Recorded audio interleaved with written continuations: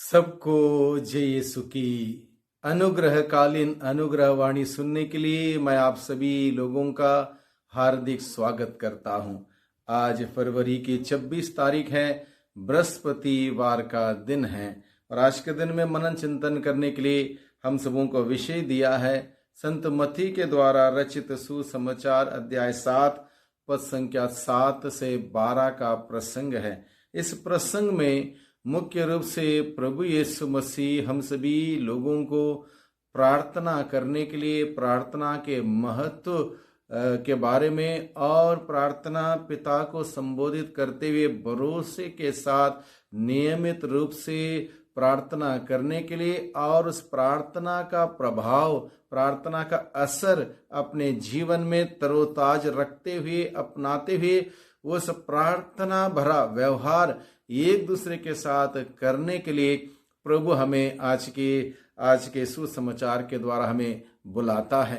वैसे प्रार्थना हम सबों के लिए कितनी जरूरी है यह वही व्यक्ति जानता है जिसने प्रार्थना के बाद प्रभु की आशीषें, बरकतें पाई हो या अनुभव किया हो। प्रार्थना में जाके बैठने से, थोड़ा समय बिताने से जो आनंद पाया हो, वही व्यक्ति इस बात को समझ सकता है कि प्रार्थना हम सभी लोगों के लिए कितनी जरूरी है। वैसे नॉर्मली देखा जाए प्रार्थना हर व्यक्ति के लिए एक कठिन विषय है।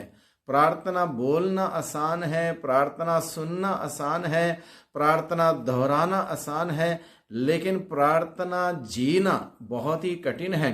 यानी कि प्रभु हमेशा ये चाहता है कि हम प्रार्थना में रट ना लगाएं, प्रार्थना में हम दिखावा ना करें, प्रार्थना में हम लोग आडंबर ना करें, प्रार्थना में हम ढोंग ना रचें। जैसे शास्त्रीय फरीसियों के जमाने में हुआ करता था, वह घंटों भर चौराहे में खड़े होके प्रार्थना करते थे, लेकिन उस प्रार्थना का असर, प्रार्थना का प्रभाव उनके जीवन में नहीं हुआ करता था।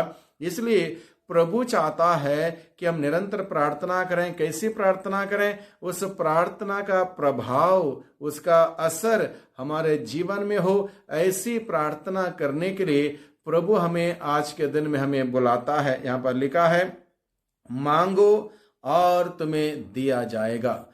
प्रार्थना मांगना है, ठीक है, मांगो और तुम्हें दिया जाएगा। यहाँ पर आश्वासन दे रखा है, जो मांगता है उसको दिया जाता है, जो मांगता है उसको दिया जाता है। यद्यपि हमारा स्वर्गीय पिता, हम सबों का रचयिता, हम सबों को बनाने वाला, वो जानता है कि हमारी जरूरतें क्या हैं, कब हमें किस चीज की जरूरत है। स्वयं हम नहीं जानते, वो पिता जानता, क्योंकि वो हमारा निर्माता है, उसने हमें बनाया है, हमारी सारी जरूरतें जानता है और हम सबों को देता है। उसके बावजूद हम उसके बच्चे और बेटे होने के नाते ये हमारा कर्तव्य है, हम उसको निरंतर पुकारें, उसके साथ वो रिश्ता रखें, दिल से रिश्ता रखें, विश्वास से रिश्ता रखें, आत्मिक रिश्ता रखें और उसको निरंतर पुकारें, उससे मांगें।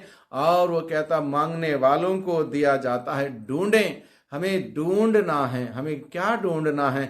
हमें उन ईश्वरीय मूल्यों को, सिद्धांतों को ढूंढना है और उसको अपनाने। जो ढूंढता है उसको मिल जाता है। और तीसरी बात प्रभु का वचन कहता है, खटखटाओ। द्वार को खटखटाते हैं हम लोग। हम यहाँ पर कहाँ खटखटाएं? विश्वास के साथ ईश्वर के आशीष भरे द्वार को खटखटाएंगे तो खटखटाने वालों के लिए ईश्वर का आशीष भरा द्वार खुलेगा। इस बात का आश्वासन हमें दिया गया है। यानी कि निरंतर हम खटखटाएं। कई बार हम लोग खटखटाते हैं, एक बार घर में कोई समस्या आ गई, कोई बीमारी आ गई, कोई प्रॉब्लम हो गया, आर्थिक तंगी हो गई, प्रभु के पास गए, थोड़ा समय प्रार्थना किया, ग्रोटो के सामने गए, वहां पर एक मोमबत्ती जलाई, प्रणाम मरिया बोल दिया, हो गया। उसके बाद नहीं मिला तो हम सोचते हैं, हम निराश हो जाते हैं, प्रभु हमारी प्रार्थना नहीं सुनता। जब तक नहीं खुलता है आशीष का द्वार, तब तक खटखटाएं। मुझे याद है कुछ साल पहले एक दंपत्ति मेरे पास आई थी, जो कि कैथोलिक कलीसिया से या ईसाई समुदाय से जुड़ी हुई नहीं थी, अन्य समुदाय से थी। लेकिन वे जो दोनों आए, उन्होंने कहा कि हमारे शादी होके लगभग 15 साल हुए हैं, अब तक संतान का वरदान प्राप्त नहीं हुआ, हमारे लिए प्रार्थना करें। तो मैंने कहा हम प्रार्थना जरूर करेंगे, आप भी प्रार्थना करें। और उन्होंने काफी लंबा समय प्रार्थना में बिताया, बड़े विनम्रता से आंसू बहाते हुए उन्होंने प्रार्थना की। और हमने भी प्रार्थना, कुछ समय तक हमने प्रार्थना जारी रखी, संभवतः उन्होंने भी प्रार्थना की। लेकिन लगभग एक साल के बाद वो लौट के आए उसी चर्च में, उसी जगह पर लौट के आए, ये कहने के लिए ईश्वर ने हमें 16वें साल में संतान का वरदान दिया। 16वें साल में संतान का वरदान दिया। इस बात को बताने के लिए उस बच्चे को लेके आए, प्रभु के वेदी पर उस बच्चे को रखा, प्रभु को धन्यवाद दिया, फिर 4 धन्यवाद देते हुए आंसू बहाए। इतने कुछ थे। हमें खटखटाना है। प्रभु ने कहा जो खटखटाता है उसके लिए द्वार खोला जाता है। आशीष का द्वार खोलने के लिए प्रभु निरंतर तैयार है। इसलिए हम खटखटाएं, भरोसे के साथ, विश्वास के साथ प्रार्थना करें, कभी निराश ना हो। प्रार्थना में और एक बात बहुत ही जरूरी है जिसको हमें करना है, हमारा रिश्ता प्रभु के साथ सही हो। अगर पाप है, पाप में रहते हैं तो उसके लिए पश्चाताप करें, रिश्ता सही करें। जब हम किसी को फोन करते हैं, हमारी बात वहां पर तभी पहुंच सकते जब कनेक्टिविटी सही है, जब नेटवर्क सही है, तभी पहुंच सकते। उसी प्रकार से हमें कनेक्टेड रहना है। प्रार्थना में हमें कनेक्टेड रहना, कनेक्टिविटी हमारी सही करनी है और उसके लिए पश्चाताप करना है। और इस प्रकार से प्रभु आज के सुसमाचार के आखिरी भाग में हम सबों को कहता है, एक सामान्य रूप से पिता अपने बच्चे को सारी अच्छी से अच्छी चीजें ही देता है, भले ही गरीब हो, जैसा भी हो।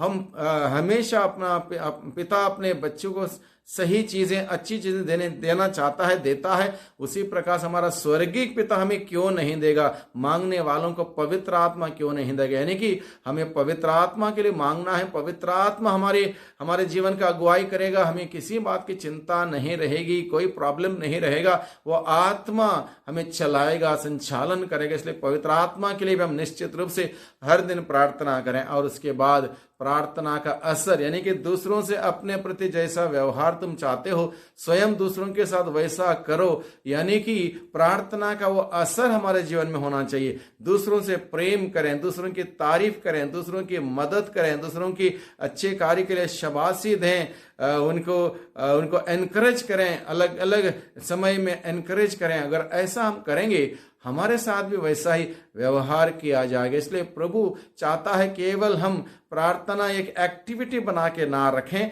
बल्कि प्रार्थना एक रिश्ता हो, ईश्वर के साथ जुड़ा हुआ रिश्ता। वो रिश्ता हमें एक दूसरे के साथ मधुर रिश्ता स्थापित करने के लिए मदद करें। एक ऐसा जीवन जीने के लिए प्रभु हमें आज के दिन में बुलाता है। प्रभु की बुलाहट को स्वीकार करें, प्रार्थना में आगे बढ़ें, प्रार्थना में गहराई में जाएं, सच्ची प्रार्थना करें, अच्छी प्रार्थना करें, फलदायक प्रार्थना करें। जीवन में उस प्रार्थना का प्रभाव दिखाई दे, प्रार्थना का असर दिखाई दे। ऐसी प्रार्थना करते हुए हम आध्यात्मिक जीवन में आगे बढ़ें। 40 का यह समय है, अनुग्रह का यह समय है, और प्रभु के अनुग्रह में आगे बढ़ते जाएं। सबको धन्यवाद, सबको जय यीशु की।